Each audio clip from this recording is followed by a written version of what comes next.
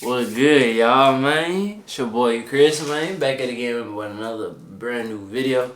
I missed y'all so much, man. I won't lie. It's been like a week, probably. I apologize. And I really am saying that because I really have been wanting to honestly post. And honestly, I will be honest. I've been procrastinating. Like, I would always be like, nah, I'm going to just do a main channel video. Or I'm going to do a vlog real quick. My fault, y'all. I ain't ready to do that like that no more, man. I appreciate y'all so much, man, for the love on here, man. I'm gonna look all the love that y'all showing, man. I'm gonna show y'all the love right back, man. So go on, comment down below some videos that y'all want to. But man, we have a really good one right here, man. And then, man, I have some old bangers for y'all too. You hear me? But hey, thank y'all. I love y'all so much, man. We are almost at 1K subscribers. I really do love y'all. Y'all like y'all just really don't understand. But hey, let's get right into this, man. I need to stop saying man. Let's start there. No more saying that. Let's get right into this video though. Let's go. In the book titled When the Game Was Ours, written by Larry Bird and Magic Johnson, Michael Jordan shared his 100% honest opinion about Larry Bird.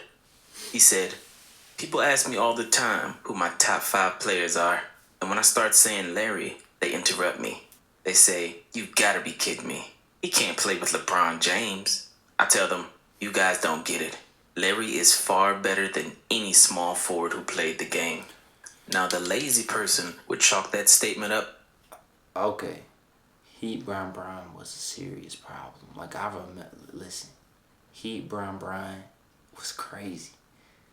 But Larry is something ridiculous. Like, we'll talk about it. Oh, I have videos for y'all, boy. Just, man, vibe out with me, man. LeBron hater. He's not even looking at the. I think he was looking at Michael Jordan. I was thinking the same thing. Michael Jordan's a little left of that Charlotte bench. I think that was a look at Michael like. I think you're right. I think that's exactly He was what he looking was right looking. at him. But not too long ago, this was common knowledge. I like that. If you give me both these guys and you say you can start your team with either Larry Bird or LeBron James, Oh, you taking LeBron. I'm taking Larry Bird and I'm taking my chances. No, Thank you you're very not. much. You know what? Larry Yes. Bird was the baddest son of a gun on the planet. And what- In the league with Magic Johnson, Isaiah Thomas, Oh, so Dr. you're telling J. me He was the best player in the world when the NBA And was at LeBron's a the best greater player level. in the world. It ain't the same NBA. This sucker won 3 straight MVPs. Let me ask you this. With Magic Larry couldn't Bird, get through he's him at the one best point. player I in the world remember right this now. I believe he would. Oh, he'd be better than Kevin Durant. I believe he definitively? would. Yes, No, he wouldn't. I believe he No, would. he wouldn't. Okay, Larry just Bird, doesn't have the if experience. his What do back y'all didn't give think? out on him, if he didn't have surgery, I'm not if his even body didn't fail him, talking about we having a whole different conversation about Larry Legend. I'm sorry. He had it all. So, Larry Bird or LeBron James? And for the record, if you ask me who I'd take over 20 years, I'd take LeBron. But if you ask me who I'd take for 1 season, it gets very interesting. Because I'd take a 1986 Larry Bird season over any single season performance from any player that ever lived.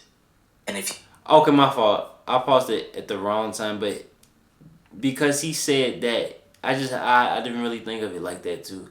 Yeah, I would take Larry for a season or 2 probably. But like overall, yeah, I'm choosing Brian though. Yeah. take for 1 season, it gets very interesting. Because I'd take a 1986 Larry Bird season over any single season performance from any player that ever lived. And if you ask me who I'd take for 1 game, or better yet, 1 shot, well, I'll let someone who actually lived through the Bird era tell you what they think. That's nasty. All I know is 1 game from my life, I want Larry Joe Bird taking my last shot. That guy from French Lick, Indiana. Game on the line, free throw, 3, jump shot, whatever it was. I'll take Larry Bird any day or any night over especially LeBron James. Now, if you're still a Larry Legend denier, I'm about to tell you how 1 shot changed the course of history, helped rewrite the narrative of an entire generation, and almost... Let me tell y'all something. That pass right there, that is one of the most crispiest passes of all time. That's some art right there, y'all. some serious art. Helped rewrite. Cause hear me out. It's three, like 3, 1, 2. Third dude's really reaching. He sees dudes struggling. He's just confused. Entire generation and almost made Larry Bird the undisputed greatest of all time. Now, time and time again, Larry Bird came up clutch in the biggest situations. Max looking, loops it to Bird, a runner. It's good! It's good! And the Celtics win it! Bird hits and the Celtics win it!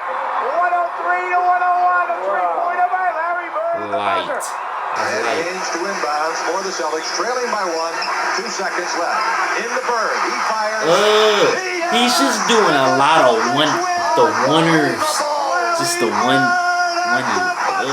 So in the 1987 NBA Finals versus the Lakers, when Larry Bird and the Boston Celtics were trying to repeat as NBA champions, Crazy. Celtic Nation came to expect it. And in Game 4 at the Boston Garden, with the Celtics down 2-1 in the series, the game came down to the wire. Boston 4, LA 2. Come here. Boston 5 now, and they almost tied up Harris, and they lose it. Cooper, it's a 3-on-3 break. Cooper Wide open. Bam. and hits it with a minute and a half to go. A long time ago. Kareem does it, and the Lakers jumping for joy, and they lead it 104 to 103, and another timeout called by Casey Jones. And coming out of a timeout, Larry Bird, as confident as ever, tells his defender James Worthy exactly what he's gonna do to him. He would come out of a timeout. I remember this one time, you might have heard this before because he did with a lot of people. I had to guard him. You know the player's coming, but he would tell you what's coming.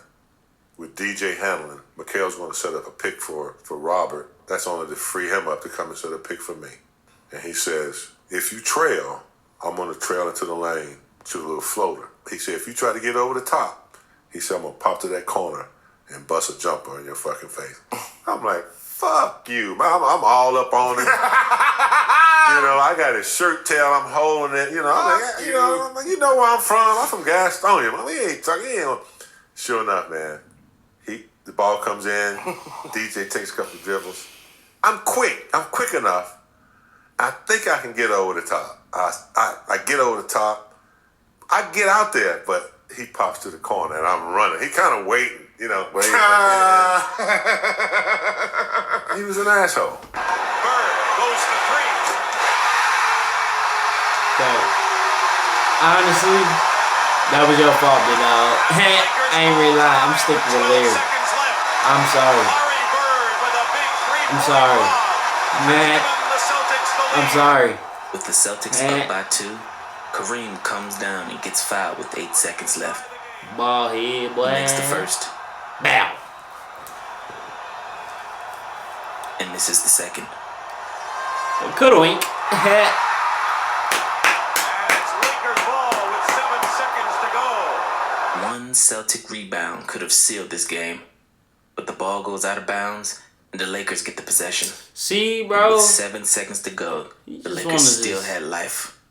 Just 3 years earlier, in the 1984 Finals versus the Celtics, Magic Johnson choked in a similar situation, earning the nickname Tragic Johnson. But this time, he was ready. My man switched to Kareem, and Kevin McHale jumped out to me. As soon as I saw Kevin, I said, oh, I'm taking him. Magic puts it on the floor, a couple head and shoulder fakes, raised up in the air, and there was nobody that was going to get that shot. Easy. Light with it. Down by 1, with 2 seconds on the clock, Larry Bird and the Celtics find themselves in a situation they've been in many times before. Johnson on the inbound. Bird fires it. Freeze. What do you think happened?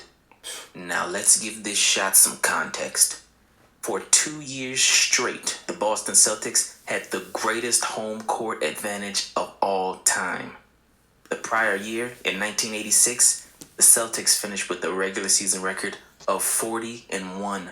Ooh, this record still stands as the best regular season home record ever. Oh my, yes, that's crazy. Better than Michael Jordan's 96 Bulls and better than Steph Curry's 2016 or 2017 Golden State Warriors. And if you include the playoffs, they were 50-1 at home. So for everyone who thinks the 96 Bulls and the 2017 Warriors are the two best teams of all time, at home, man. Larry Bird's 1986 Celtics were better. Let's have a moment of respect, man. You know, this is some, even though I won't count Kevin, you kind of made me mad on that rebound. But we could debate about it too. We could put it on him too. But like, I feel like, because he had both hands out on that play. But this is a team, you know what I mean? This is a team, y'all. Y'all see this? Danny. Okay, look, I ain't ready to lie. Danny, I'll give you 40 ball, bro. I ain't ready to lie, Danny. You, Mr. Dennis, he just plays aggressive for no reason, bro. He just want to just swing on you. Yeah, Larry, I catch you later, Larry. You hear me? Let that sink in. Someone asked me the other day, they said, it's the toughest arena you had to play in. Oh. And I said, Garden, Boston. I said it was almost impossible to go in there. But, hey, like, Boston fans is ridiculous, too. Those guys made you play, crazy. and it was him. Like, he was a savant on the court. Like, just a savant. Like, 2 plays ahead on everything. And so, please, let's not forget how hard it was to go into Boston and beat a team when Bird is in his prime. Unfortunately, the Celtics fell off that following year in 1987. They were 39-2 at home. So including the playoffs, for the last 2 years, the Celtics were 99-4 at the Boston Garden, up until that shot by Bird. That's crazy. This means, statistically, there was a 96% chance that potential game-winning shot by Bird was going in. Now, what do you think happened? Boston still tough now. Bird walked Worthy all the way up, forced the denial all the way up. We've done it before.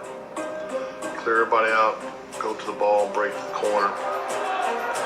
Max looking, loops it to Bird. 2 seconds left. In the Bird, he fires. Yes! And the Celtics win! Bird, a runner. It's good! It's good! And the Celtics win it! It's on the inbound. Got the regular jumper off. He caught it here, and as he caught it, all he had to do was turn. And just turn, and he just let this thing go. Come here. Got a wide open look, couldn't believe it.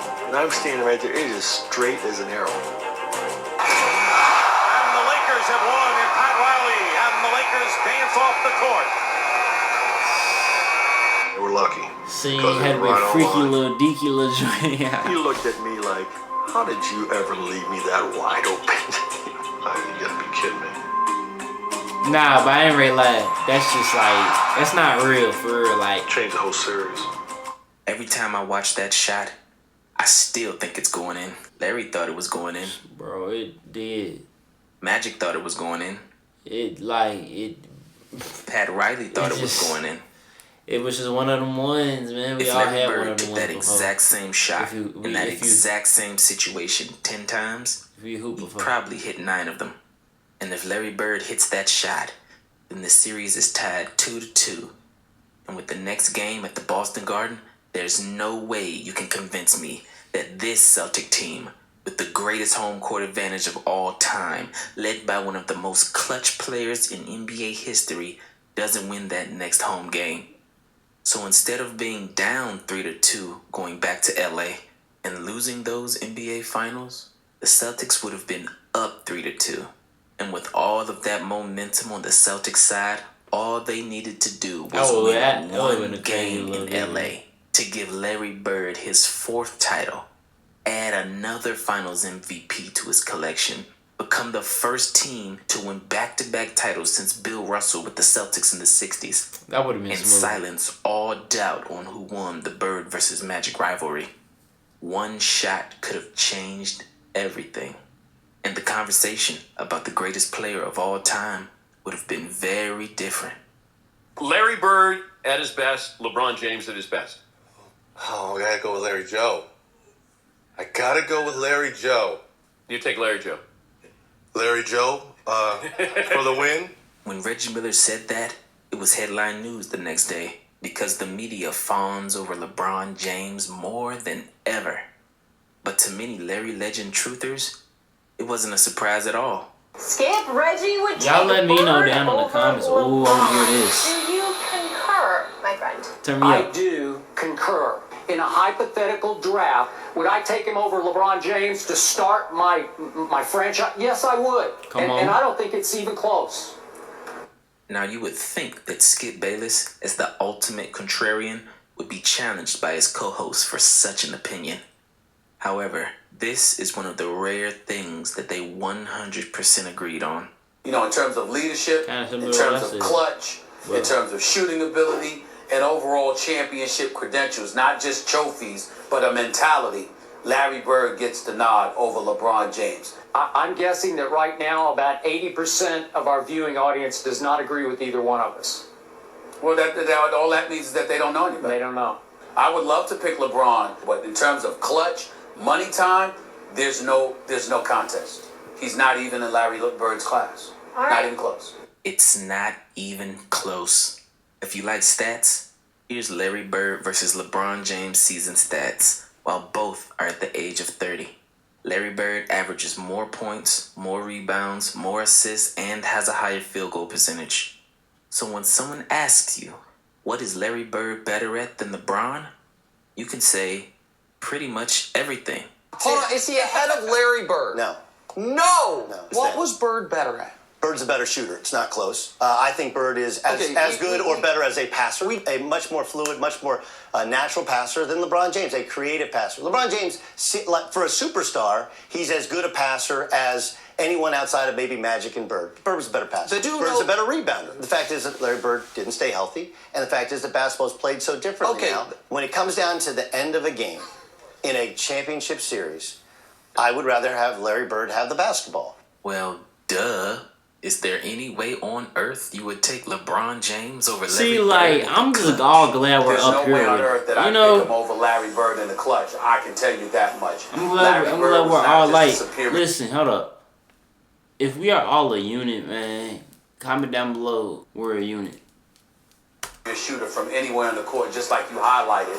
Not only was he a near 90% shooter from the free throw line, which LeBron can never brag about, but when you talk about money time, whether it's a particular juncture in the season where you're trying to position yourself for the playoffs, or you're talking about the last minutes of a game, or you're talking about the last shot in a game, or you're talking about a game 7, or you're talking about anything that indicates clutch, you simply can't pick LeBron over Larry Bird because you can pick almost no one in NBA history over Larry Bird. When it was money time, you knew where the ball was going, and you also knew there was little to nothing that you could do about it. It was just a matter of whether or not Larry Bird was going to make it or miss it.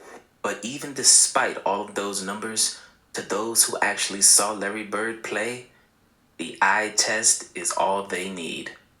I know there are other numbers that will support you on LeBron. I may lose this, but you know what? I'm going with these, all 4 of them. And I watched that dude dominate an era that has some of the greatest players of all time playing. This isn't a diss on LeBron. I'm not dissing LeBron. I love LeBron. We both love LeBron. Everybody appreciates how great he was. But as time passes, it's easy to forget how great Larry Bird was. So all of that said, right here, right now, Larry Bird remains the greatest small forward ever, period, end of story.